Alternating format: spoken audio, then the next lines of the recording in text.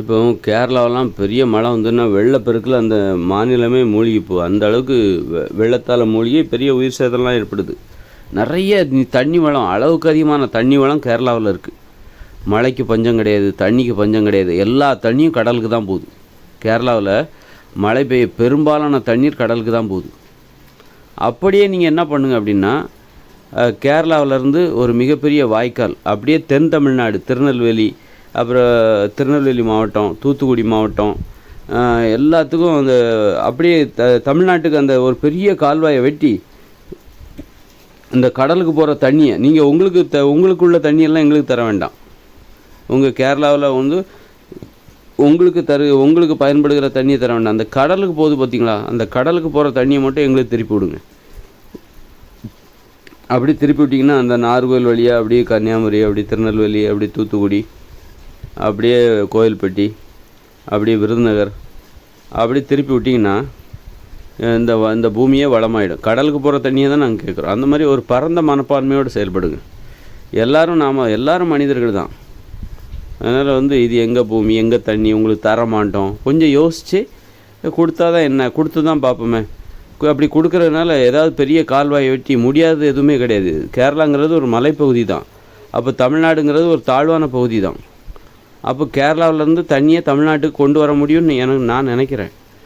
முடியாததை சாதிச்சு காட்டுங்க. இப்போ தான் வாய்ப்பு இருக்குது. 2040 வரைக்கும் தான் நமக்கு இயந்திர அறிவியல் தொழில்நுட்பம்லாம் இருக்குது. அப்புறம் வந்து இயந்திர அறிவியல் தொழில்நுட்பம் 2040 அப்புறம் கிடையாது. அதுக்கப்புறம் நீங்கள் நினச்சாலும் கேரளாவிலேருந்து தான் தண்ணி இங்கே கொண்டு வர முடியாது. அதனால் இப்போவே அதற்கான வழி, ஒரு நிரந்தர கால்வாய் அதெல்லாம் நடத்தி காட்ட முடியுமா? அந்தளவுக்கு பரந்த மனப்பான்மை கேரளாவில் உள்ளவங்களுக்கு இருக்குதா? இருந்ததுன்னா அதை பண்ணுங்கள். அதை பண்ணினீங்கன்னா ஒரு பெரிய கால்வாயை வெட்டி தென் தமிழ்நாடை ஃபுல்லாக வளமாக்க முடியும்.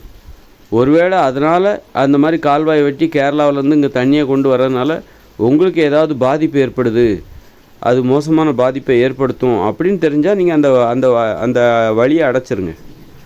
அந்த தென் தமிழ்நாட்டுக்கு கொண்டு வர அந்த நீர் வழிப்பாதை இருக்குல்ல, நாம் உருவாக்கணும் நான் உருவாக்கணும்னு சொல்கிறேன்ல, அந்த வழிப்பாதையை நீங்கள் அடைச்சிக்கோங்க.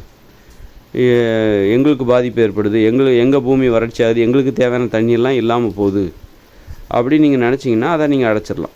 நான் என்ன சொல்கிறேன்னா, கடலுக்கு போகிற தண்ணியை தான் எங்களுக்கு கொடுங்க அப்படிங்கிறோம். அந்த தென் தமிழ்நாட்டுக்கு பாய்ச்சிங்க அப்படின்னு நம்ம சொல்கிறோம். இது கேரளாவுக்கு மட்டும் கிடையாது, அல்லது தென் தமிழ்நாட்டுக்கு மட்டும் கிடையாது.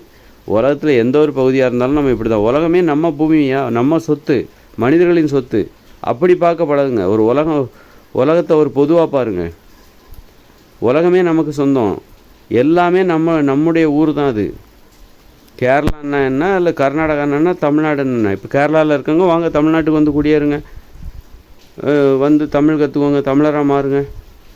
ஆமாம், எல்லாம் நம்ம ஊர் தான். இங்கே இருக்கவங்க எங்கே வேணாலும் போகலாம், அப்படி தான் போய்கிட்டு இருக்காங்க. அப்போ எல்லாமே நம்ம மக்கள் தான். மொழி தான் நம்மளை வந்து தடுக்குது. அந்த மொழியை கற்றுக்கிட்டால் நாம் ஒற்றுமையாகிட போகிறோம், அவ்வளோதான். மொழி தான் இப்போ எல்லாத்துக்கும் அந்த உணர்வு வந்துருச்சு. மனுஷங்க எல்லாருமே ஒன்று தான். மொழி தான் வந்து தெரியலை, வேறு மொழி பேசுகிறோம். கலர் கொஞ்சம் வேறு மாதிரி இருக்காங்க, வடிவம் கொஞ்சம் வேறு மாதிரி இருக்காங்க. மற்றபடி எல்லாருமே ஒன்று தான். அந்த சகோதர பார்வை வந்து இப்போ வந்துருச்சு. நிறைய வெளிநாட்டுக்காரங்களை பார்த்தாலும் சரி, எதில் பார்த்தாலும் சரி, எல்லா வெளிநாட்டுக்காரங்களும் நம்ம டிவியில் பார்க்குறோம், எல்லாத்துலேயும் பார்க்குறோம். எல்லாருமே நம்ம ஆட்கள் தான். எல்லாருமே அவங்க எல்லாருமே இந்த ஏதோ நம்ம சொந்தக்காரங்க மாதிரி தான் இருக்காங்க எல்லாருமே. அந்த பார்வை வந்து எனக்கு வந்துருச்சு. உங்களுக்கு வந்து எப்படி வந்துருச்சுன்னாக்கா, அப்படி இந்த உலகத்தில் உள்ள எல்லாருக்குமே இருந்திருக்கணும். நம்ம தப்பாக வாழ்ந்ததுனால நமக்கு மனசு குறுகி போச்சு. கெட்ட எண்ணங்கள் மனிதர்களுக்கு வந்து போச்சு. பேராசை மூலமாக எல்லாத்தையும் பதுக்கிறது, தனக்குன்னே எடுத்து வைக்க நினைக்கிறது, தனக்கு போக மற்றவங்களுக்கு கொடுக்கணும்னு நினைக்கிறது கிடையாது.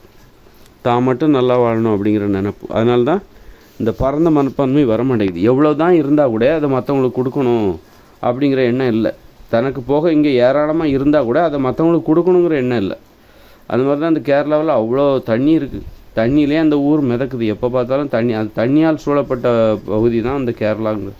ஆனால் வந்து தமிழ்நாட்டுக்கு இந்த மாதிரி தென் தமிழ்நாடை வந்து வளப்படுத்தி பார்க்கலாமே. நல்லா இருக்குல்ல, ஒரு புதுமையாக இருக்குல்ல. மனித வாழ்க்கை ஒரு புதுமையான விஷயத்த நம்ம சாதித்து பார்க்கலாமே.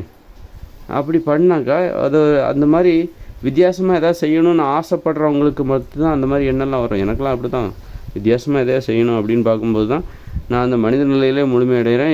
ஏகப்பட்ட கண்டுபிடிப்புகள் கண்டுபிடிச்சிருக்கேன். இப்போ 2040 அப்புறம் இயற்கையோடு இணைந்த மனித வாழ்க்கை வாழ்வதற்கு ஒரு வரைபடத்தை உருவாக்கி வச்சுக்கிட்டு அதை உலகத்துக்கு தான் கொடுக்கணும்னு நினைக்கிறேன் தவிர தமிழ்நாட்டுக்கு மட்டும்தான் நான் அதை தருவேன் அப்படின்லாம் சொல்லலை. உலகத்திற்கே பொதுவாக நான் யோசித்தவன். உலகத்தில் உள்ள அத்தனை மக்களுக்கும் ஒரு நல்லது நடக்கணும் அப்படின்னு யோசித்தவன் நான். அதனால தான் எனக்கு இவ்வளோ பெரிய கண்டுபிடிப்புகள்லாம் நான் கண்டுபிடிச்சி மனித நிலையில் முழுமையடைகிற அந்த தகுதி எனக்கு கிடச்சிருக்கு.